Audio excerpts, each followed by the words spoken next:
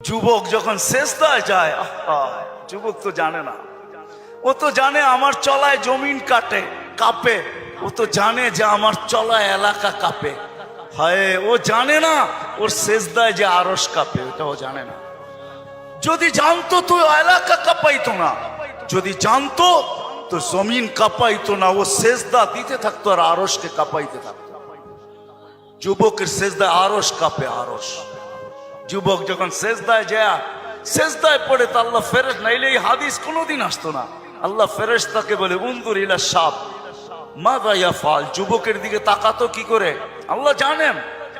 তো ফেরেশতা বলে জাআলা আজলাহু ওয়া মাজালাহু লিআজলিক, সবকিছু বিসর্জন দিয়ে আপনার কুদরতি পায়ে মাথা ঠেকায় দিয়েছে। তা আল্লাহ বলে হাদা আবদি হাক্কা, এ আমার পারফেক্ট বান্দা, ইন্নী উবাহি বিহিল মালাইকা, তোমাদের উপরে আমি একে নিয়ে গৌরব করি। যখন সেজদায় চিৎকার দেয় সুবহানা রাব্বিয়াল আলা, আল্লাহ বলে সাব্বাহতানি সাব্বাহতুক, তুই আমাকে পবিত্র বললি, যাহ তুই পবিত্র, তোর গুনাহ মাফ, সেজদার থেকে উঠার আগে মাফ।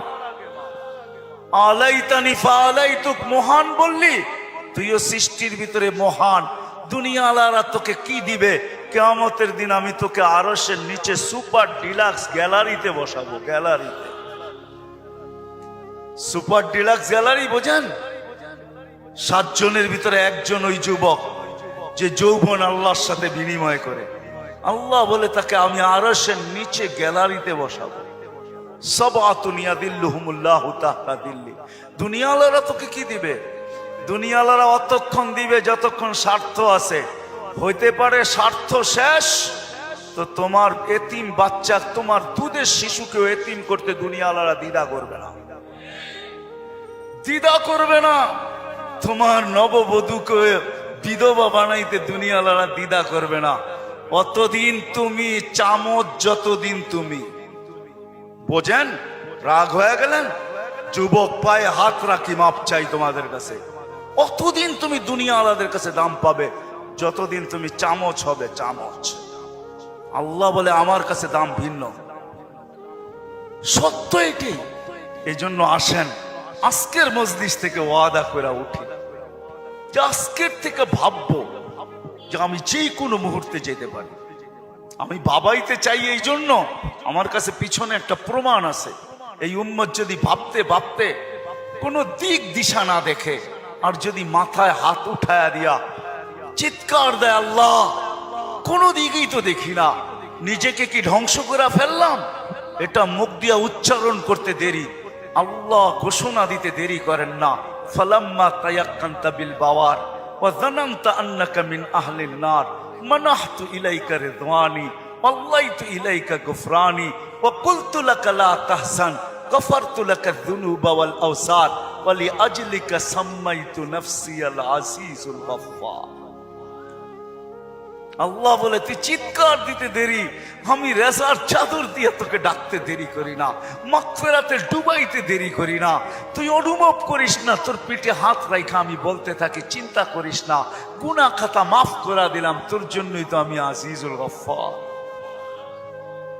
এই জন্য চিন্তা করাইতে চাইতেছি। আসেন আজকের থেকে একটু চিন্তা করি যে আমি প্রস্তুত কতটুকু, প্রস্তুতি কতটুকু। এটার জন্যই আল্লাহ ওয়ালাদের সোহবত লাগবে, এটার জন্যই হক্কানি আলেমদের সঙ্গ স্পর্শ লাগবে। মেরে দোস্ত, চোখের পর্দা একদিন খোলা যাবে। যদিও আজকে আমরা নিশাগ্রস্ত, কোরআনই বলে ওয়াতারান নাসা সুকারা, আজকে সবাই আমরা নিশাগ্রস্তের মতো। যুবক যৌবনের নিশায়, নারী নারীত্বের নিশায়, পুরুষ পুরুষত্বের নিশায়, বাড়িওয়ালা বাড়ির নিশায়, দোকানওয়ালা দোকানের নিশায়, হাটওয়ালা হাটের নিশায়, ঘাটওয়ালা ঘাটের নিশায়, রোডওয়ালা রোডের নিশায়, অফিসওয়ালা অফিসের নিশায়, আদালতওয়ালা আদালতের নিশায়। প্রত্যেক ব্যক্তি কসম খোদার আমরা নিশাগ্রস্ত, যার কারণে অনুভব হয় না কিছু। ঘোর একদিন কাটবে, খোদার কসম কাটবে। মালাকুল মউত হাত রাখতে দেরি, নিশার ঘোর কাটতে দেরি হবে না, নিশার ঘোর কেটে যাবে, আমাদের নিশার ঘোর কেটে যাবে। কবি শুধু শুধু বলে নাই ফাসাও ফাতারা ইদান কাশাফাল গুবারু আফারসুম তাহতা রিজলিকা আম হিমার। কোরআনও এক জায়গায় বলতেছে তুমি অতি সত্বর দেখবে, অতি সত্বর তুমি দেখবে, বেশি দূরে না। তারাউনাহু বাঈদা ওয়া নারাহু কারীবা। আল্লাহ বলে ভাবতেছো তুমি অনেক দূরে, না না, আমরা দেখতেছি তোমার নাকের ডগায় চলে আসছে, তোমার দুয়ারে চলে আসছে। এই জন্যই আল্লাহর রাসূল দয়ার নবী সতর্ক করছেন উম্মতকে, আসবাহতা ফালা তানতাযিরিল মাসা। সকাল মিলল তো দুপুরের অপেক্ষা করো, বিকালের অপেক্ষা করো না। বিকাল মিলল তো সকালের অপেক্ষা করো না। এই জন্য আসেন, আল্লাহ ওয়ালাদের সোহবত লাগবে,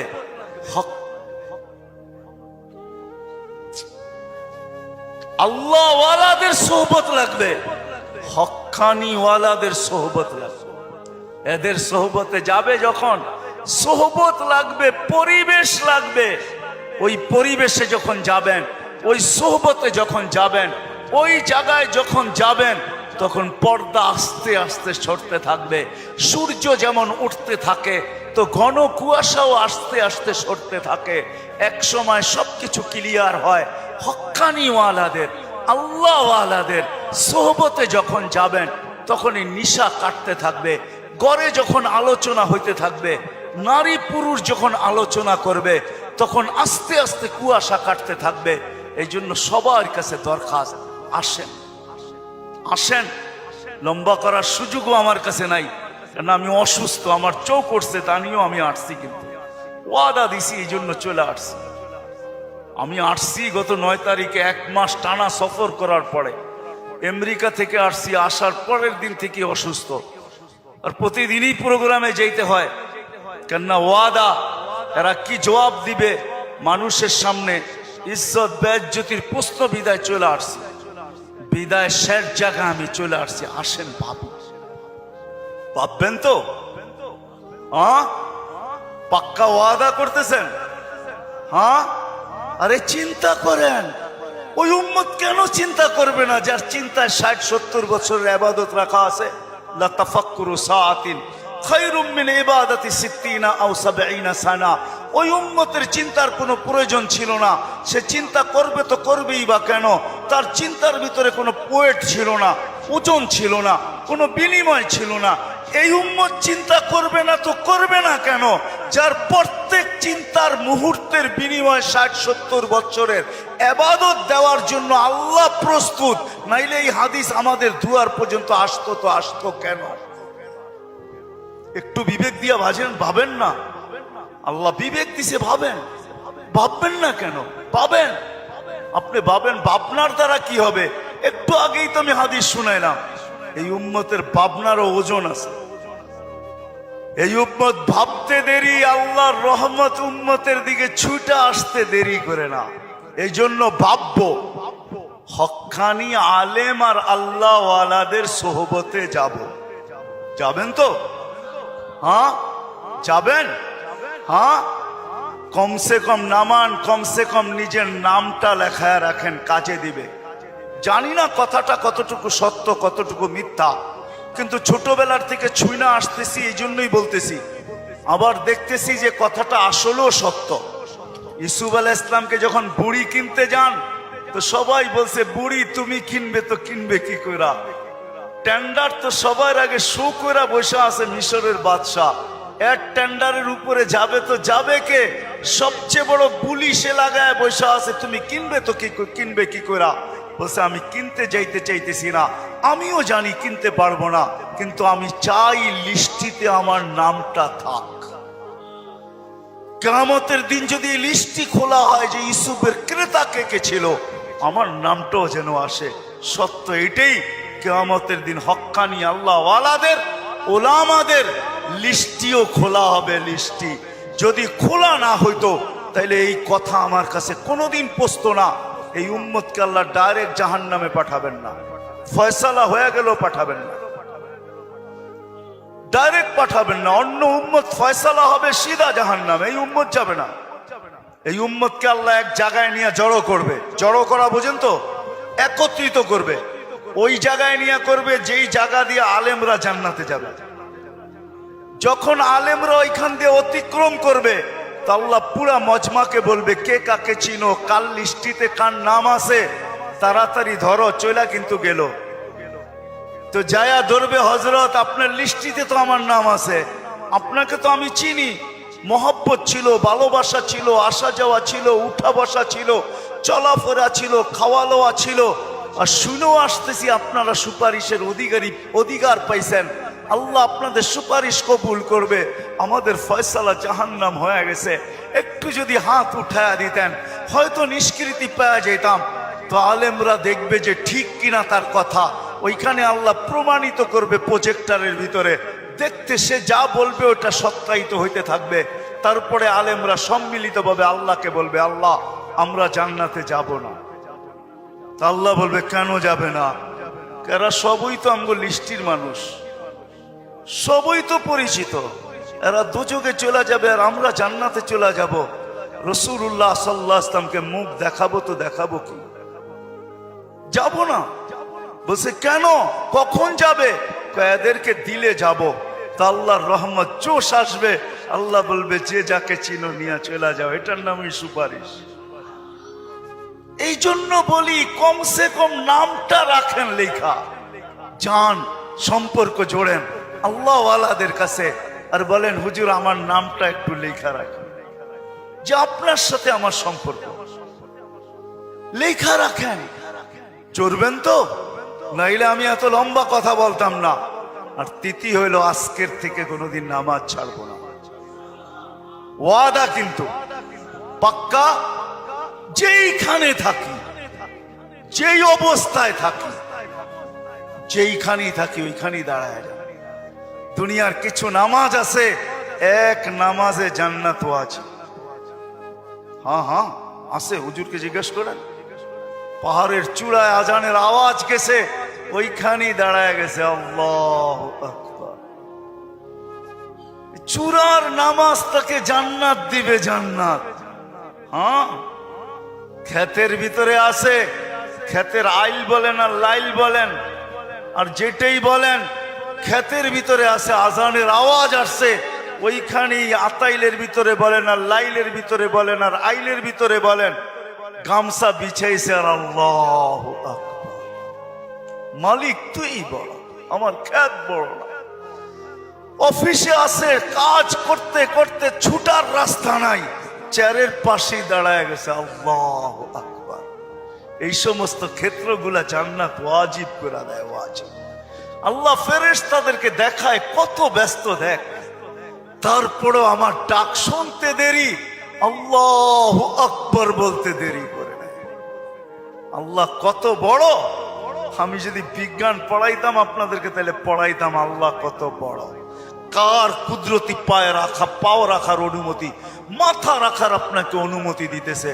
আল্লাহু আকবার শুধু তর্জমা জানি, আল্লাহ মহান, কিন্তু সৌরজগৎ দিয়া জানি না। যদি সৌরজগৎ পড়াইতাম তাহলে আপনাদেরকে আমি দেখাইতাম কত বড় আল্লাহর কুদরতি পায়ে আপনি মাথা টেকাইতেছেন, কত বড় আল্লাহ। এটা সৌরজগৎ পড়া ছাড়া বুঝে আসবে না আল্লাহ কত বড়। সৃষ্টি পড়া ছাড়া বুঝে আসবে না আল্লাহ কত বড়। উর্দু জগৎ পড়া ছাড়া বুঝে আসবে না আল্লাহ কত বড়। তখন আল্লাহ বড় বলবেন, কিন্তু দিয়া বলবেন, কিন্তু দোকান। আল্লাহ বড় মানি, কিন্তু দোকান কার কাছে রেখা যাব, অফিস কার কাছে রেখা যাব, ক্ষেত খামার কার কাছে রেখা যাব, কিন্তু বলবেন। আর যদি আল্লাহকে চিনার মতো চিনেন, তাহলে ওই সাহাবীর মতো বলবেন, নামাজে ব্যথা, নামাজে প্রতিবন্ধক। পাখি বাগানের ভিতরে ফরফর করতেছে, নামাজের ধ্যান ছুটা গেছে। ঘন বাগান ছিল, খেজুরের বাগান, তো পাখি ফরফর করতে যায়, নামাজের থেকে ধ্যান ওইদিকে সরা গেছে। সালাম ফিরাইতে দেরি, বাগান সৎকা করতে দেরি করে না। সৎকা থাকবে না বাঁশ, বাজবে না বাঁশি, থাকবি না তুই, ফরফর হবে না, আমার নামাজের ধ্যানও নষ্ট হবে না। আমি তো আল্লাহু আকবারের সামনে। আল্লাহকে যদি চিনে তাহলে ওই আবু দাহদার মতো হয়। এক খেজুর গাছ, 600 খেজুর গাছের বাগান, এক খেজুর গাছের বিনিময়। আল্লাহর রাসূল ওয়াদা করছে এক সাহাবীর সাথে, যে খেজুরের মালিক থেকে তোকে বাগান গাছ নিয়ে দিব, কিন্তু ও ছিল মুনাফেক। বলছে খেজুরের গাছ আমাকে দে, তোকে আমি জান্নাতে বাগান নিয়ে দিব। ইয়া রাসূলুল্লাহ, আমার ছেলে সন্তান এই খেজুরের গাছের খেজুর খুব পছন্দ করে, এটা ছাড়া যা চাইতেন তাইলে দিতাম, এটা দিব না। আবু দাহদা পাশে দাঁড়ায়া শুনতেছিল, তো বলছে ইয়া রাসূলুল্লাহ, কানে কানে আমি নিয়ে দিলে দিবেন? অবশ্যই দিব, কেননা উনি মুনাফিকের রব চিনতেন। তো যা বলছে খেজুর গাছ বেচবি? আল্লাহর রসুল রে দিলাম না, তোকে কি করে দেই? কতগুলা খেজুর গাছ হইলে দিবি না, এটা কতগুলা হইলে দিবি না? তো বলে খেজুরের সিজন চলতেছে, সব গাছে খেজুর ভরা। বলছে তোমার ওই 600 বাগানের 600 খেজুর গাছের বাগানটা আছে, ওইটা দিবা? তাহলে দিয়া দিব। ডান, দিয়া দিলাম। দেখ খেজুর গাছ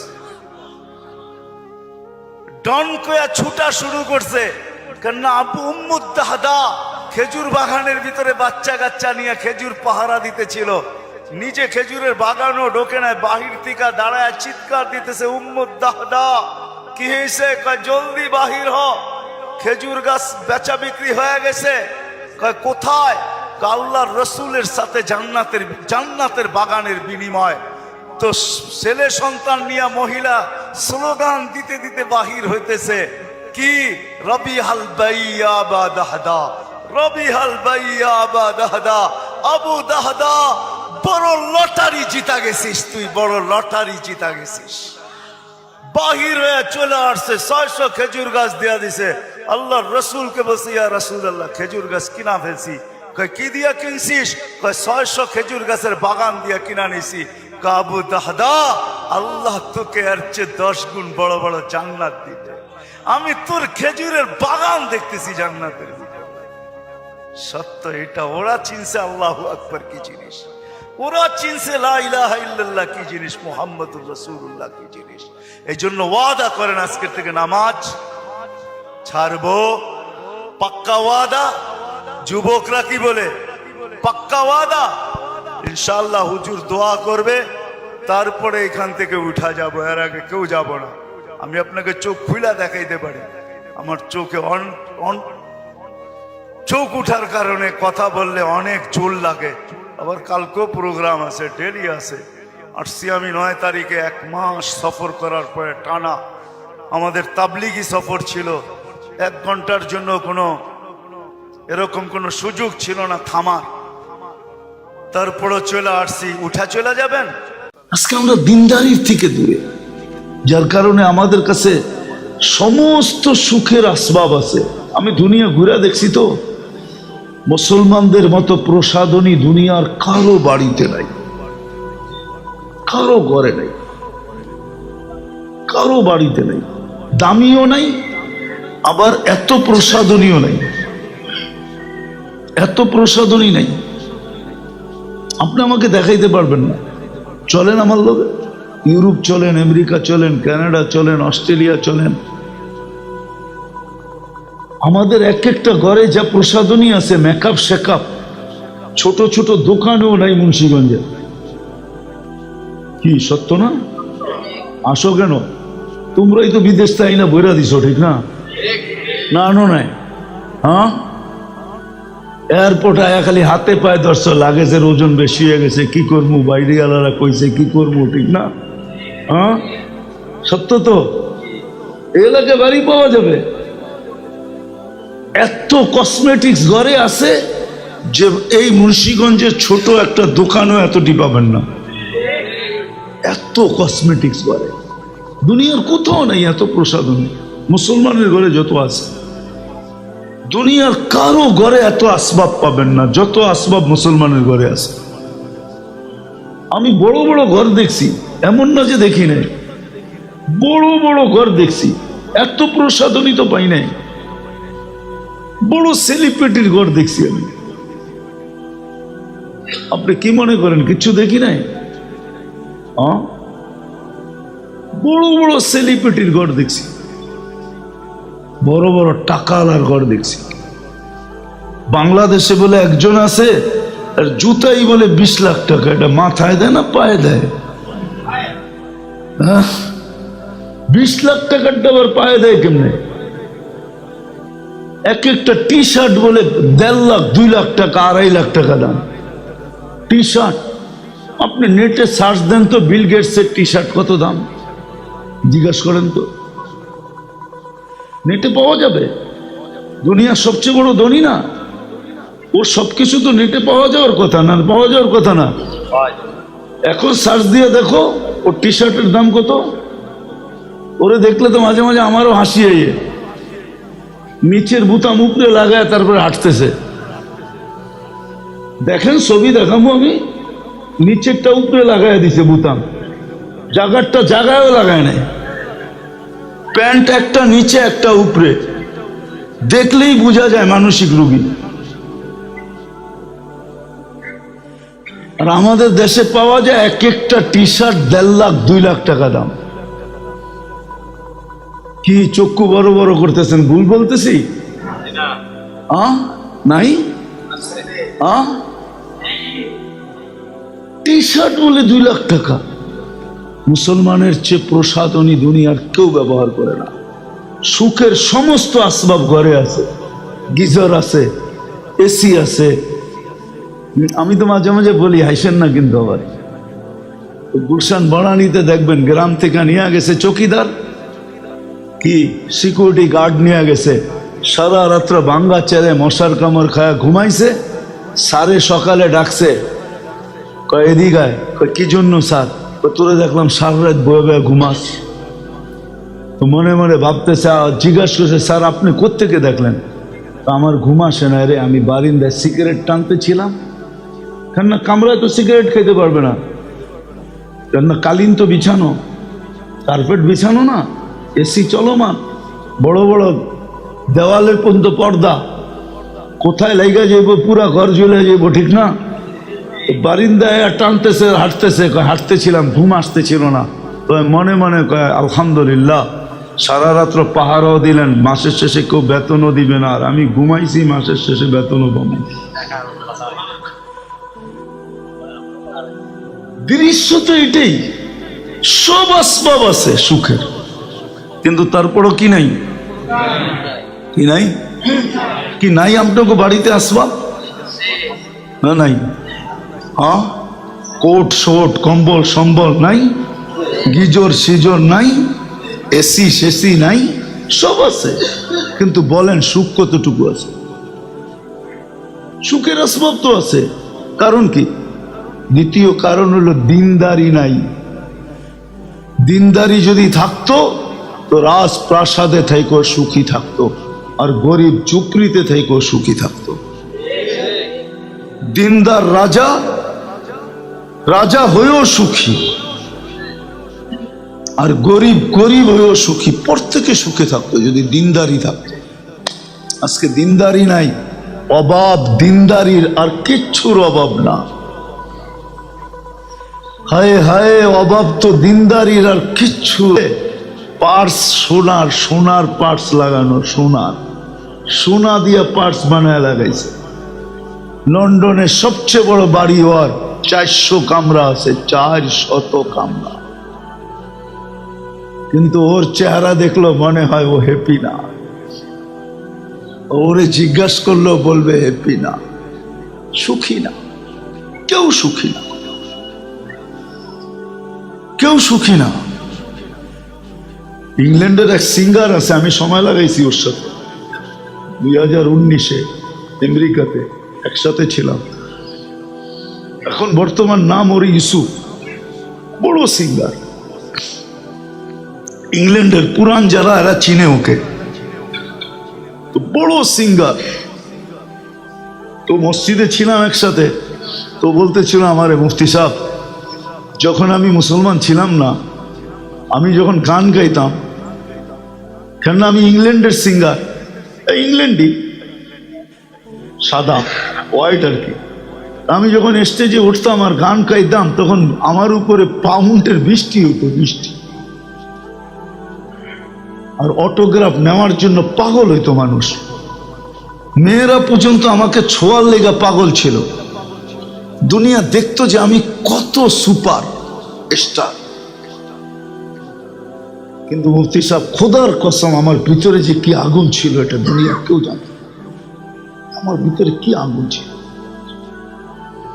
আমার শোহরত ছিল, ইজ্জত ছিল, মাল ছিল, কিন্তু যেদিন আমি মুসলমান হয়েছি কলেমা পড়তে দেরি আমার ভিতরের আগুনটা উড়া যেতে দেরি করে নাই।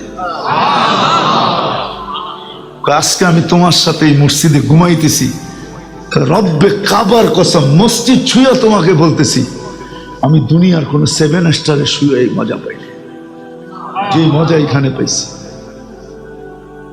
পাইতেছি আর পাইছি, এখনো পাইতেছি। আমি লন্ডনের সাথে সময়, আমেরিকাতে সময় লাগাইছি।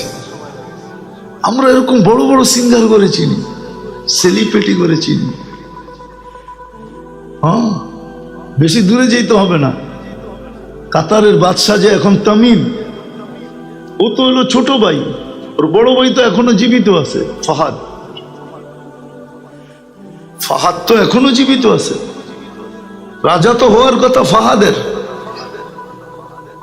ওরা ইব্রাহিম ইবনে আদম বলা হয়, যদি ওর নাম ফাহাদ। যখন বাপ মারা গেছে সবাই বলছে তুমি তো রাজা হবে, তো ভাই তমিমকে ডেকে বলছে তুমি রাজা হও, আমি এক রাজত্ব পেয়ে গেছি, আমি এটা আর নিতে চাই না। আমি একটা রাজত্ব পেয়ে গেছি, আমি আর এটা নিতে চাই না, তুমি হও। ভাইয়ের হাতে উঠে দিয়ে দিছে, তমিম এখন প্রেসিডেন্ট। যান জিজ্ঞাসা করেন, চলেন আমি নিয়ে যাব। আমি 2-3 বার গেছি, আমাকেও চিনে, আমিও চিনি, আমাকেও চিনে, আমিও চিনি, একে ভালোমতে চিনি। বাইরে ডাইকা বসে আমি একটা রাজত্ব পাইছি, তুই এটা নিয়ে নে, আমি রাজা হব না। তমিম এখন প্রেসিডেন্ট, রাজা। তো সত্য এটা। আজকে আমরা সুখী না এই জন্য যে আমরা দিন পাই নাই, দিনের থেকে দূরে। যদি দিন থাকতো তাহলে আমরা সবাই সুখী, রব্বে কাবার আমরা সুখী। যেমন ফাতেমা রাদিয়াল্লাহু তাআলা আনহা বলছিল, আলী, আল্লাহ যাদের সাথে থাকে তাদের চেহারা মলিন হওয়া শোভা পায় না। 4 দিন ধরে চুলা জ্বলে না, তাতে কি আসে যায়? আল্লাহ তো আমাদের সাথে, তোমার চেহারা মলিন যেন, হাসো। স্ত্রী স্বামীকে হাসতে বাধ্য করছে, হাসো, চলো একটু দুইজনে মিলে হাসি। 4th দিনের ক্ষুধার্ত, ওই দিনের কাহিনী, যেই দিন হাসান হোসাইনের খিদা নিবারণ করাইছেন আল্লাহ রসুল জিব্বা চোষায়া, ওই দিনের কাহিনী আমি শুনাইতেছি। স্বামী স্ত্রী 2জন বলে, স্ত্রী বলতেছে আমাদের জন্য শোভা পায় না, আমাদের চেহারা মলিন হোক। আল্লাহ তো আমাদের সাথে, অজাদনা শাকারনা লামনাজি সাবারনা, পাবো তো শুকরিয়া আদায় করবো, না পাবো তো সবর করবো। দুনো অবস্থায় আল্লাহ আমাদের সাথে। যাদের সাথে আল্লাহ থাকে, আলী চেহারা মলিন হওয়ার শোভা পায় না। চলো একটু হাসি, চলো একটু দুইজনে হাসি। আপনি কি মনে করেন এটা কি সুখ না? এটা কি সুখের চিত্র না? এটা কোন জিনিস দিছে? দিনদারি দিছে। ফাতেমাকে একদিন জিজ্ঞাসা করছে রাদিয়াল্লাহু তাআলা আনহা, আলী রাদিয়াল্লাহু তাআলা আনহু, ফাতেমা 1 টোকায় দরজা খোলো কি করে? কয়, শোনো, তুমি যখন ঘর থেকে যাও তুমি কখন ফিরে আসবা, এই আগ্রহ আর উদ্দীপনায় আমি বেশিরভাগ দরজায় পিঠ লাগায় দাঁড়ায় থাকি। আর আব্বাও শিখায়া দিছে যে ফাতেমা, আলী যেন বেশি দরজা টোকাটুকি না করে, 1 টোকায় যেন খুলতে পারো।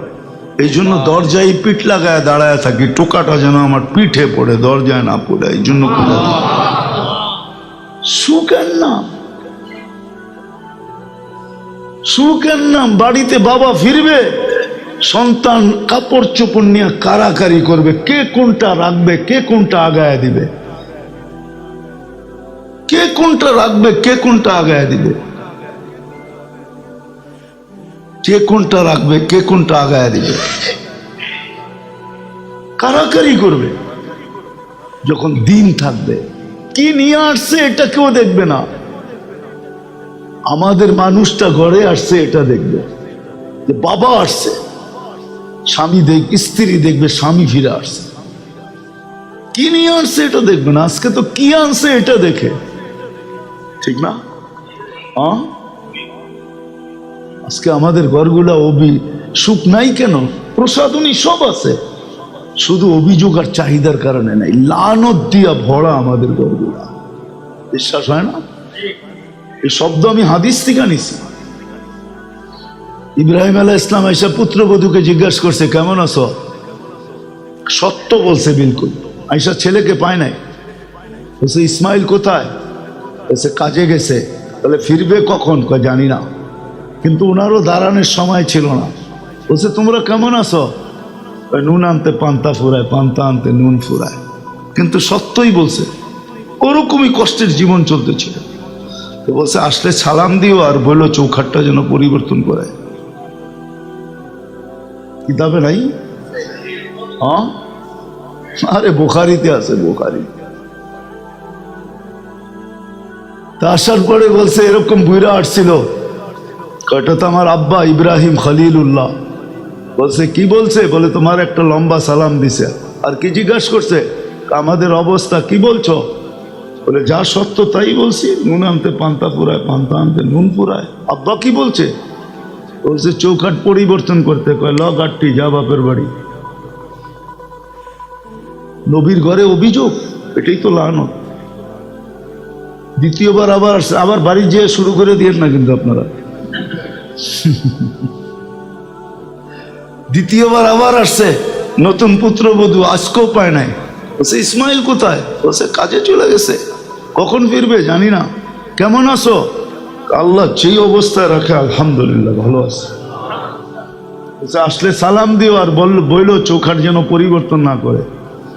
আজকেও যখন ফিরে আসছে তো বলছে আসছিল এক বৃদ্ধ লোক, এরকম এরকম চেহারা। তো বলছে সে তো আমার আব্বা। বলছে কি বলছে? বলছে তোমাকে সালাম দিছে। কিছু জিজ্ঞাসা করছে? বলছে আমাদের অবস্থার কথা কি বলছো?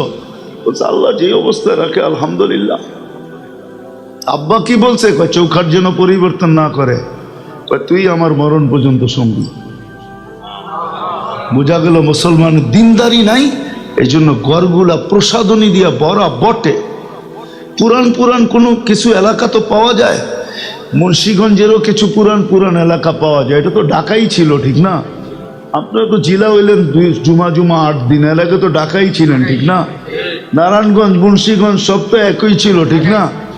সকালবেলা চলতো সদরঘাট, নামতো, বিকালবেলা আবার চলে আসতো, ঠিক না? এই তো ছিল জীবনের নিয়ম। এমন পুরান এলাকা পাওয়া যায়। ফার্নিচার এত ঢুকছে যে ঘরে জায়গা নাই, নিজেরও শোয় কোনো মতে আর কি, পাওটাও বেকাও করে এত ফার্নিচার ঢুকাইছে, ঠিক না? প্রসাদনী আছে, কিন্তু ঘরের ভিতরে লানত থাকার কারণে, চাহিদার অভিযোগ থাকার কারণে, দিনদারি না থাকার কারণে। দিনদারি যখন আসবে তার চাহিদা থাকবে না, অভিযোগ থাকবে না। এই দুই কারণে আমরা সবচেয়ে সুখে থাকার কথা, যেই উম্মত যাদের জন্য সবচেয়ে বড় সুখের ঘোষণা এই দুনিয়ায়, আজকে সুখী না। দুই কারণে, একটা মসজিদের সাথে সম্পর্ক নাই, আর একটা কি নাই, দিনদার হইয়া দেখো যুবক, গোলাপ ফুল পিছে পিছে গরম লাগবো না, তোমার পিছে ঘুরা কুল পাবো না। এখন তো তুমি 14 তারিখে গোলাপ ফুল লয়া ঘোরো, তোমার গল্প হইব না, লেখা রাখো, এইখানেও পাইবা ওইখানেও পাইবা। এখন তো গোলাপ ফুল লয়া ঘোরো আর ভাবো যদি এইবার কোনো মতে লেখা পাঠায় I.U, এই চিন্তা করতে হবে না। এইখানেও সুখ, ওইখানেও সুখ। জান্নাত তো রয়েই গেল, ওয়ালা নাজজিয়ান্নাহুম বিআহসানি মা কানু ইয়ামালুন। জান্নাত তো আসি আছে, চির সুখের জায়গা জান্নাত, ওটা রয়ে গেছে, যেখানে গেলে সব মিলবে। 14 তারিখ 14 তারিখ সব মিলবে, নাচ মিলবে, গান মিলবে, ডিস্কো মিলবে, ডিজে মিলবে, সৈকত মিলবে, সব মিলবে। ডানা কাটা মিলবে না, খালি ওইখানের পাখা পুরাটাই থাকবো, কোনোটা কাটা থাকবো না। দুনিয়ায় না ডানা কাটা হয়, ঠিক না? কতজনে কাটতে কাটতে একবারে ডানা বোঝো না? ডানা কাটা কও কি লেগা? 100 জনে কাটছে আর ডানা থাকে কোত্থেকা? এ লিগি তো ডানা কাটা কও, নাহলে কোত্থেকা? হ্যাঁ, তোমরা যে কও ডানা কাটা, এটা আমি বুঝি তো। ডানা কাটা মানে কি? 100 জনে কাটছে তো এখন আর ডানা রইল কই থেকে? এটা কাটা। আর জান্নাতে যেটা কেউ চোখ দিয়েও দেখে নাই, না ইনসান, না জিন, না ফেরেশতা, তোমার জন্য বানায় রাখছে পুরা ডানাওয়ালা। তুমি ছুঁয়া দেখবার, এর আগে কেউ ছুঁয়েও দেখবে না। তুমি প্রথম চোখে চোখ লাগাবা, এর আগে আর কেউ লাগাবে না। সমতও নাই, এরকম রাখছে আল্লাহ। ওইখানেও দিবে, এইখানেও দিবে। বিদায় চলেন আজকে তওবা কইরা দুটা অঙ্গীকার করি। একটা তো তওবা করলেন, তওবা করি আজকে কইরা অঙ্গীকার করি যে আজকের থেকে আমি মসজিদের সাথে সম্পর্ক, আজকের থেকে আমি দিনদারির সাথে সম্পর্ক চলব। দিনদারির মজাই ভিন্ন, আপনি বুঝবেন না দিনদারির মজাকে। হুজুররা আছে তো কয়েকজন, এই জন্য আপনাকে একটু শুনাইতেছি। হুজুর গো বউরা এখনো দোয়া করে, আবার করুণাও। কি লিখে জানেন? না, করুণার সময় যেরকম স্বামীকে কাছে পাইছে এখন তো এরকম পায় না। ছুটি হইলে না বাড়িতে যায়, এর আগে তো যায় নাই। করুণায় তো টানা 2-3 মাস স্বামীরে পাইছে। আপনি বলবেন খাওন কোন তো ছিল না। খোদার কসম করে এদেরকে জিজ্ঞাসা করেন, এদের বউরা কইছে খাওন লাগবো না, তোমার পুরা থাকবো, এটাই যথেষ্ট। বাচ্চারাও বলছে বাবা খাওয়া লাগবে না, কিচ্ছু লাগবে না, তুমি তো আসো। তোমাকে তো মাসে 1-2 দিনের জন্য দেখি, এখন তো 2 মাস দেখতেছি, তুমি আমাকে খাওয়া পড়া সব জিজ্ঞাসা করেন। এরা বলতে চায় না কাউরে। এরা ভাবে এই সুখ যদি মানুষ জেনা ফেলে, আমাকে বাড়ির থেকে ছিনা যদি লয়া যায়, এই জন্য ওনারা বলে না কাউরে। আমি বলে দিলাম, জিজ্ঞেস করেন, সবাই হাসতেছে। সবচেয়ে বেশি সুখে ছিল এরা, কেননা স্বামী স্ত্রীকে কাছে পেয়েছে, স্ত্রী স্বামীকে কাছে পেয়েছে, বাচ্চা মা বাবা। আর আমরা খালি হায় হায় করছি, করুণা করুণা করুণা করুণা করুণা। ঠিক না? হুজুররা একজনও হায় হায় করে না, বরং ফুর্তিতে সময় কাটাইছে। হ্যাঁ, সারা দিন টুনাটুনি এক জায়গায়, শব্দই কয়ে দিলাম, সারাদিন এক জায়গায়। আরে মসজিদার কয়টা, মাদ্রাসার হুজুররা তো লক্ষ লক্ষ ছিল, এটা তো সব বাড়িতে ছিল। ঠিক না? কি কি একবেলা খায়ও ফুর্তিতে সময় কাটছে। ঠিক না? কি আপনারা তো কি করছেন? স্ত্রী কাশ দিছে 6 মাইল দূরে গেছে গা স্বামী, আর হুজুররা একজনের মুখে আরেকজন মুখ লাগায় কাশ দিছে, তারপরও কইছে একসাথে থাকুন।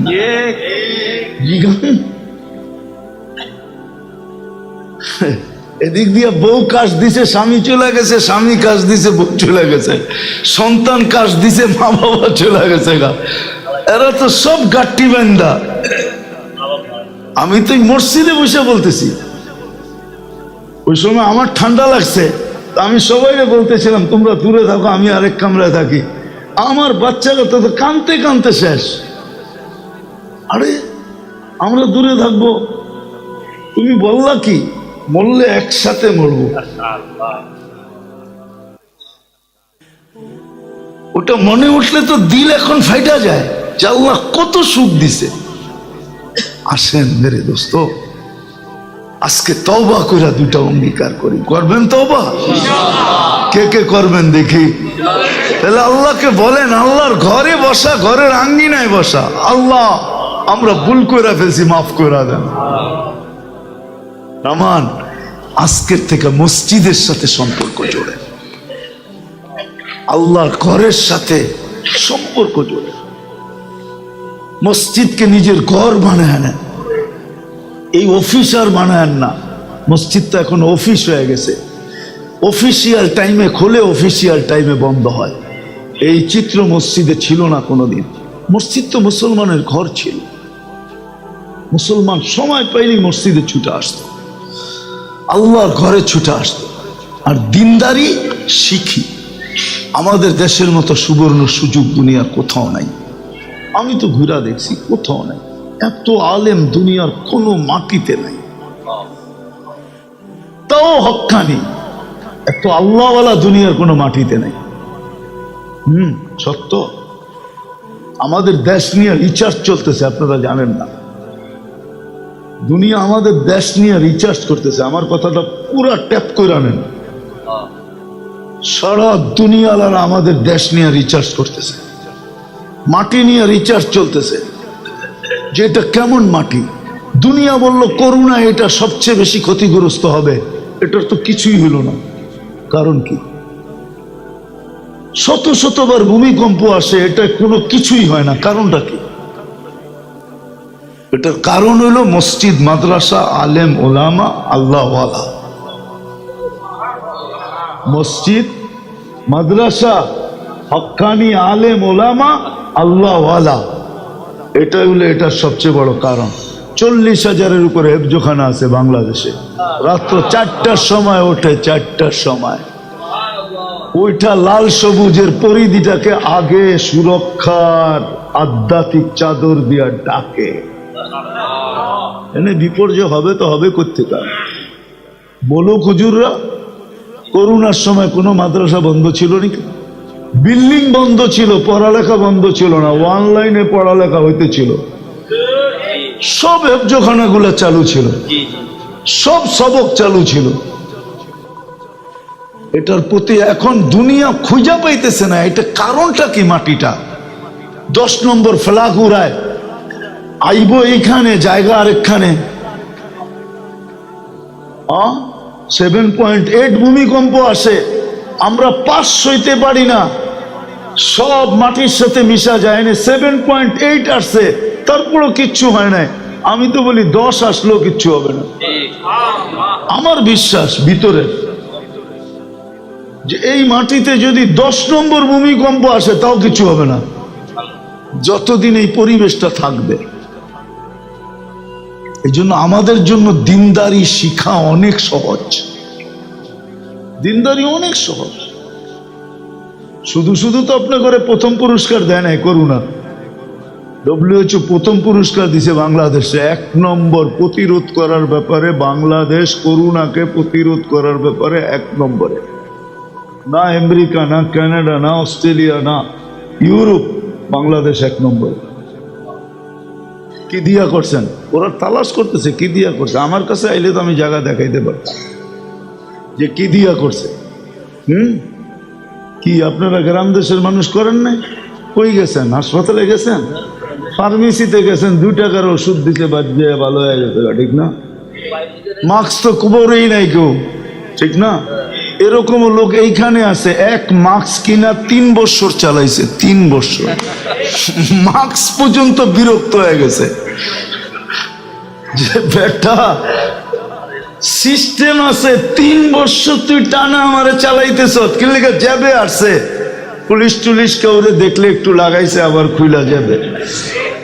সাংবাদিকের সামনে যদি পড়ে গেছে তো বলছে লাগান না, কিনলে টেলিভিশনে এত বড় বড় দেখা যায়, নাকের ছিদ্র এত বড় না, যাইব কোন দিক দিয়ে? যদি মুখ দিয়া যায়, সারাদিনই তো বিড়ি সিগারেট পান শান খাই, কোন দিক দিয়ে যাবে? সোজা জব, ঠিক না? এরকম সচেতন দেশের মানুষ, কিন্তু করুণায় আলহামদুলিল্লাহ কোনো বিপর্যয় হয় নাই, ঠিক না? হবেও না ইনশাআল্লাহ। এই জন্য আলেম ওলামার কাছ থেকে দিনদারি শিখি, আল্লাহওয়ালাদের থেকে শিখি, তাবলীগ জমাতে যায় শিখি। এগুলো সব রাস্তা, এগুলো যায় শিখি, দিনদারি শিখি, বাচ্চাদেরকে শিখাই। শুধু ইংলিশ মিডিয়াম শিখান না, দিনদারি শিখান। ইংলিশ শিখান, আমার কোনো আপত্তি নেই, কিন্তু দিনদারি শিখান। দিনদারি যদি শিখান, আমার বয়ানে আছে, আমি একবার আমেরিকার এক এয়ারপোর্ট দিয়ে বাহির হইতেছিলাম, তো এক ইংরেজ মহিলা কাঁদতে ছিল। আমি বলতেছি তুই কাঁদিস কেন? তা আমার এই ইশারা দিছে, দেখ কেননা বাচ্চা মুসলমান ছেলে মাকে হুইল চেয়ারের থেকে কোলে করে উঠায় গাড়িতে রাখতেছে। এই দৃশ্য ওর চোখে পানি চলে আসছে।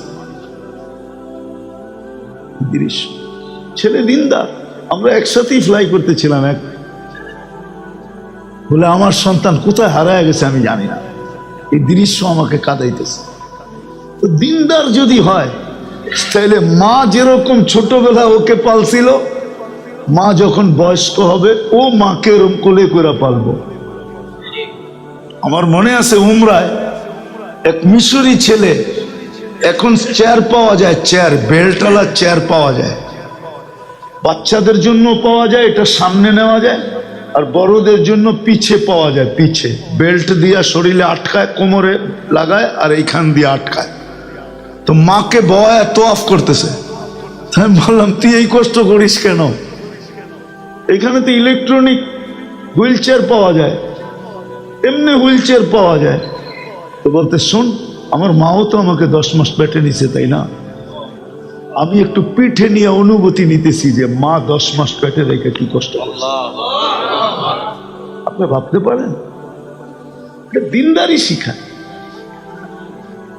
আপনি ইংলিশ শিখান, আমার আপত্তি নেই। আমি চিনি দিনদার বহুত মানুষ, চিনি বড় বড় লোক চিনি। আমেরিকার সবচেয়ে বড় cyber professor Bangladeshi, cyber crime পড়ায় যে বাংলাদেশি। আমি ওনাকে কাছের থেকে চিনি। হয়তো হইতে পারে জানুয়ারির 10 তারিখে ওনার সাথে আরেক দেশে আমার দেখাও হবে, একসাথে মিট হবে। সাইবার ক্রাইম পড়ায় নিউ ইয়র্কের সবচেয়ে বড় ইউনিভার্সিটি। বাংলাদেশে 200-400 ছেলে পেলে আছে। কাদের ছেলে এটা বলবো না, এটা আমি চিনি এদেরকে। সাইবার ক্রাইম পড়ায়। এই জুব্বা পড়া যায়, পাগড়ি পড়া যায়, দিনদার, পুরো ঘর দিনদার। এন্টার ফ্যামিলি, 4 ছেলে 2 মেয়ে, সব দিনদার। শুধু দিনদার? দুটা তো আছে সবচেয়ে বড় ভালো স্কলার, ইংলিশ, আরে আমাদের লাইনের স্কলার, সব ভালো স্কলার, নামি দামি স্কলার। ডেলি প্রোগ্রাম থাকে আমেরিকাতে ওদের। ইংলিশ শিখানো তো নিষেধ না, শিখান, কিন্তু দিনদারি শিখান। ইংলিশ শিখাই তো আমরা নিষেধ করি না, কলেজ স্কুল ডাক্তার সাক্টার নিষেধ না, দিনদারি জরুরি। দিনদারি শিখান, তারপরে দেখেন মজা। দিনদারি এটাই দিবে। শাফি রহমতুল্লাহ আলাইহির মতো মানুষ সারাদিন পরিশ্রম করে আসতেন, রাত্রে মায়ের পাও টিপতেন আর তেল মালিশ করতেন, মাঝে মাঝে খুশিতে পায়ের তালুতে ঠোঁট লাগায় চুমা দিতেন। মা কাইপা উঠতো, আমার পায়ের তালুতে চুমা। তো বলতো, মা তোর পায়ের তালুতে চুমা দিই না, আমি তো জান্নাতে চুমা দিয়া স্বাদ নিতেছি, স্বাদ। দিনদার বানান, নিজে হন, বাচ্চাকে বানান, ঘরকে বানান, সবাইকে দিনদার বানান। একটা পরিবেশ তৈরি করেন, দেখেন মজা কি। দিনদার পরিবেশের মজা অন্যরকম। দিনদার পরিবেশের মজা। আমার সাথে চলেন, আমি দেখায় দিব আপনাদের। আমি অনেকগুলা চিনি পরিবেশ, পুরানটার পরিবেশ দিনদার, এন্টার পরিবেশ দিনদার। ফজরের সময় যদি একজন মেহমান দেখলো, পরদেশি, ওই এলাকার না, বাহির থেকে আসছে, তো সমস্ত ঘরের থেকে নাস্তা আসবে, চা আসবে, সব মসজিদে পার্টি করবে, পার্টি করবে, মেহমানদের মধ্যে বসাবে, সব মসজিদে বসবে, সবাই নাস্তা করবে, মেহমানদের নাস্তা করায় বিদায় দিয়া তারপরে যার যার ঘরে যাবে। খানার সময় যদি চলে আসলো, তো সব ঘর থেকে খাওয়া আসবে, সব ঘরের পুরুষরা আসবে, মসজিদে পার্টি হবে। এক আজীব পরিবেশ। আমার লোকে চলেন, আমি দেখাই দেব আপনাদের। আল্লাহ তো আমাকে দুনিয়া কম দেখায় নাই, ভালোও দেখছি, খারাপও দেখছি, এরকম আছে। ওই পরিবেশের মজাটা কিরকম বল? কি মজা? না মজা নাই? বলেন না মজা নাই? কেমন মজা? রোজার ঈদের দিন সকালবেলা মাইকে এলান হয়, এলান সবাই যার যার ঘরের থেকে নিয়ে ফজর নামাজ পড়তে আসে। ফজরের নামাজের পরে পার্টি শুরু হয়, খেজুর খাওয়া, জমজম খাওয়া, নাস্তা খাওয়া। ওয়াক্ত হয়ে গেল, নামাজ পড়লো, বাস সবাই লাইন ধরে এই বাড়ি যেতেছে, ওই বাড়ি যেতেছে। মনে হয় যে পুরাটা এলাকা একটা বাড়ি, একটা ফ্যামিলি, কোনো ভেদাভেদ নেই। আমাদের দেশেও ছিল, এক সময় ছিল। আমরা ছোটবেলা গ্রাম দেশে দেখছি, ঈদের দিন আমরা সব বাড়িতে খাইতাম, ঠিক না? কি এখন খায়? আমরা দেখছি ছোটবেলা, না গেলে রাগ করতো, আসো নাই কেন? এক ফ্যামিলি ছিল, মনে হয় যে পুরাটা পাড়া, ঠিক না? পুরাটা মহল্লা, সবার বাড়ি এক। রোজার ঈদ, কোরবানি ঈদ, দুই ঈদে এরকম ছিল। ছেলেরা আসতো, বাস বুঝতো চলতেছে, খাইতেছে না। ফ্রিজ মিরিজ তো ছিল না, খাইই তো শেষ করতে হইব, ঠিক না? কি পচানো তো যাবে না, এখন তো ফ্রিজে রেখা পচায় খায়, ঠিক না? তখন তো ফ্রিজ ছিল না, পাক করে খাইয়া ফেলতো। চারা খেলতো না, চারা ওই যে টাচ দিয়া, সিগারেটের প্যাকেটে দিয়া খেলছেন মনে হয়, ঠিক না? মনে আছে না? হায় হায়, যদি শুনতেছে আসতেছে এলাকার মুরব্বী বা বড় ভাই, আমাদের চেয়ে একটু বয়স্কে বড়, কই লুঙ্গি কই কি, যেটারে পাইতো ওইটারে থাবড়াইতো, মারতো। বাড়ির যে যদি কইতো যে মারছে আমারে, কইতো দুইটা কম দিছে, ঠিক আছে ওই দুইটা আমরা পুরা করে দিই। দুইটা মনে হয় কমই দিছে, ওই দুইটা পুরা করে আবার দুইটা লাগাইতো পয়সা, যে ওই দুইটা কম দিছে তো ওই দুইটা আমরা পুরা করে দিতেছি। বাড়িতে এসে আবার অভিযোগ করতেছ, ঠিক না? এরকমই তো গেছে, ঠিক না? এখনো তো মনে আছে কত মারি খাইছি এরকম।